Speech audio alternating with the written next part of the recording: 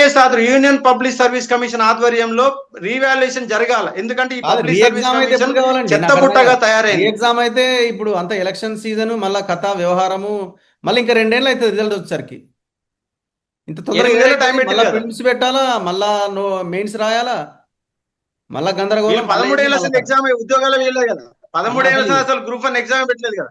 చరిత్రలో గ్రూప్ 1 అనేది ఉండదేమో, ఇదే జరుగుతుందేమో, ఇదే ఉంటది. నెక్స్ట్ గ్రూప్ 1 అనేది మెయిన్స్ రిటర్న్ లో ఉండొద్దు. అసలు గ్రూప్ 2 లాగా క్వశ్చన్ ఆన్సర్ మెథడ్ లోనే పెడితేనే, ఆబ్జెక్టివ్ మెథడ్ లో పెడితేనే సరైన అభ్యర్థులు తెలుగు మీడియం వాళ్ళకి న్యాయం చేయడానికి అవకాశం ఉంది.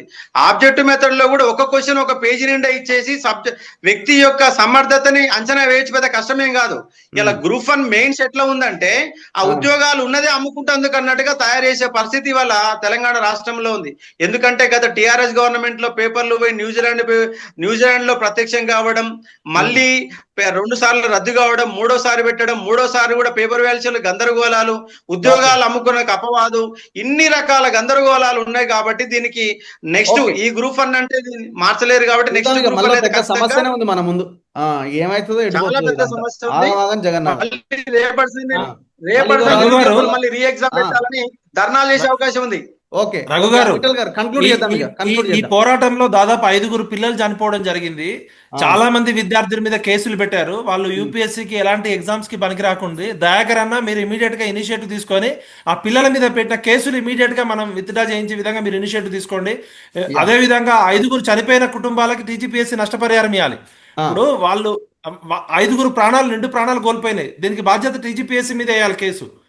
కాబట్టి దయాకర్ గారు, మీరు ప్రభుత్వంలో ఉన్నారు కాబట్టి నిరుద్యోగ విద్యార్థుల మీద పెట్టిన అక్రమ కేసులు తొలగించాలి. చాలా మంది సివిల్స్ ప్రిపేర్ అయిన వాళ్ళు, ఇంటర్వ్యూ దాకా ప్రిపేర్ వాళ్ళు, ప్రభుత్వం తప్పు వల్ల, టీజీపీఎస్సీ తప్పు వల్ల 5 ప్రాణాలు కోల్పోవడము, వందలాది మంది మీద కేసులు ఉన్నాయి. ఇప్పటికైనా టీజీపీఎస్సీ మొండి వైఖరి పోకుండా జరిగిన తప్పుని సరిదిద్దుకొని ఇగో ప్రాబ్లం కూడా న్యాయం చేయకపోతే అసలు టీజీపీఎస్సీ మీదనే నమ్మకం కోల్పోయే, వ్యవస్థల మీద నమ్మకం కోల్పోయే ప్రమాదం ఉంది. రైట్. ఎనీవన్ ఎవరైనా చెప్పదలుచుకున్నారా? పృథ్వీ అన్న, లాస్ట్ వర్డ్. పరువు అయితే పోయింది, టీజీపీఎస్సీ పరువు పోయింది. టీజీపీఎస్సీ కరెక్ట్ గా సక్రమంగా ఎగ్జామ్స్ కండక్ట్ చేయగలుగుతుంది అనేది అనుకుంటలేము. ఇప్పుడు ఎట్లయితే ఇంతకు ముందు రేవంత్ రెడ్డి ముఖ్యమంత్రి చెప్పినట్టు యూపీఎస్సీ వెళ్ళి అంటే వాళ్ళకి ఆన్ పార్ విత్ వాళ్ళ లెక్కనే మన దగ్గర టీజీపీఎస్సీ ఎగ్జామ్ కండక్ట్ చేపిస్తాము అని అన్నారు. ట్రైనింగ్ కూడా అవసరం అయితే అక్కడ అన్నారు కదా.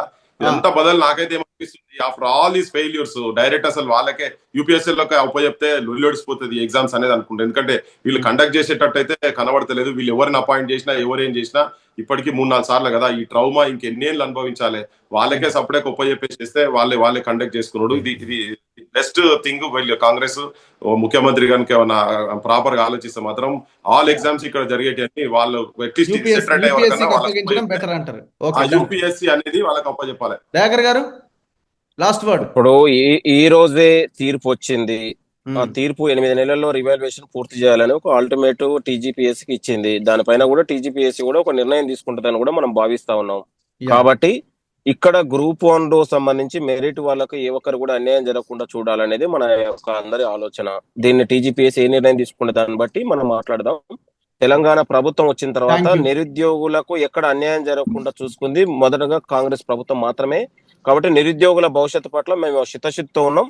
భవిష్యత్తులో కూడా అదే విధానంతో కొనసాగుతాం. దయచేసి ఇది ఒక రాజ్యాంగబద్ధ హైకోర్టు గాని ఇటు టీజీపీఎస్సీ మధ్యలో వచ్చినటువంటి ఒక సూచన, ఒక తీర్పు. కాబట్టి దీంట్లో పొలిటికల్ ఆగి ముఖ్యమంత్రిని, ప్రభుత్వాన్ని తిట్టడం కాకుండా మనం ఎట్లా సలహాలు సూచనలతోని నిరుద్యోగులకు ఎట్లా మనం సలహాలు సూచనలు ఇవ్వాలి, ఎట్లా మనం ఇంకా దీన్ని ముందుకెళ్ళాలనే ఆలోచనతో వెళ్తే డిబేట్ లో ఉన్నటువంటి వృద్ధున్న గానీ, విట్లన్న గానీ, ఉన్నటువంటి అశోక్ గారు గానీ, వీళ్ళందరికీ కూడా నేను మనవి చేస్తా ఉన్నాను. దయచేసి ఒక పొలిటికల్ నిరుద్యోగులు అంటే ప్రభుత్వానికి మధ్యలో నిరుద్యోగుల మధ్యలో ఒక అగాధాన్ని సృష్టించేటట్లు కాకుండా బాగుంటదని ఎవరు చేస్తున్నారు కొంతమంది. ఇదే కదా నేను అనేది రాజకీయం. ఇప్పుడు అశోక్ గారు అంత ముందు గాంధీ భవన్ ముట్టడి అన్నాడు. గాంధీ భవన్ ముట్టడి కాకుండా మేము గ్రీవెన్స్ మంత్రులకు వినతి పత్రం ఇస్తే ఖచ్చితంగా కలుస్తాను. ముట్టడి పేరుతో కలవడం ఏంటంటే నాకు అర్థం కాదు. ఇది రాజకీయం కాదా? ఒక లైన్ పెట్టుకుంటే ఇది రాజకీయం కాదా అంటున్నా. అట్లా నేను అంటున్నా, నిరుద్యోగులు మేము పుస్తకాలు చదువుకొని కాంపిటేటివ్ ప్రిపేర్ అయ్యే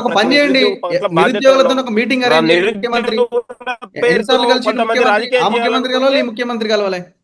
నిరుద్యోగులతో ఒక మీటింగ్ అరేంజ్ చేయండి ముఖ్యమంత్రితో.